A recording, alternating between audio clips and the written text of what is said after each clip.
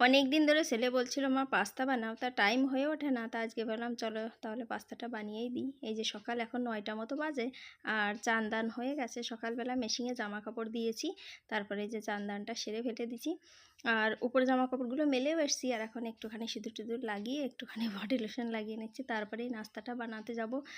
ছেলে যাবে কোচিংয়ে, তার জন্য সকালবেলা কিছু খেয়েই যেতে চায় না। ওর পাপা মেডিকেলে যাওয়ার আগে আবার লাউগুলো কেটে দিয়ে গেছে গাছ থেকে।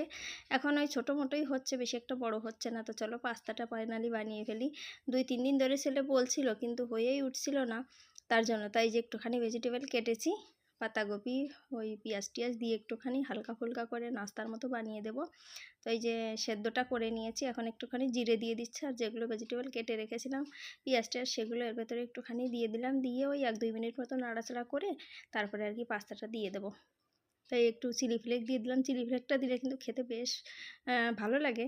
তা সেদ্ধ করা পাস্তাটাও দিয়ে দিলাম, 2-3 মিনিটে রান্না হয়ে যায়, বেশি একটা টাইম লাগে না। তার জন্য তো ব্যাস দেখতেই পারছো হয়ে গেছে, আর দেখতে কিন্তু সুন্দর লাগছে, আর খেতেও অবশ্যই ভালো হয়েছিল একটু। তারপরে এই যে সয়া সস আর একটু টমেটো কেচাপ দিয়ে দিলাম, ব্যাস এখন নামিয়ে নেব, ছেলেকে খেতে দিয়ে দেবো। তো কেমন হলো, ওদিকে জামা কাপড়গুলোও কাচা প্রায় হয়ে গেছে, এখন উপরে ছাদে মেলে দিয়ে আসবো দেখো, আর 1-2 মিনিট মতো আছে। তো আজকের মতো এই পর্যন্তই, সবাই ভালো থেকো, সুস্থ থেকো, টাটা, রাধে রাধে, হরে কৃষ্ণ।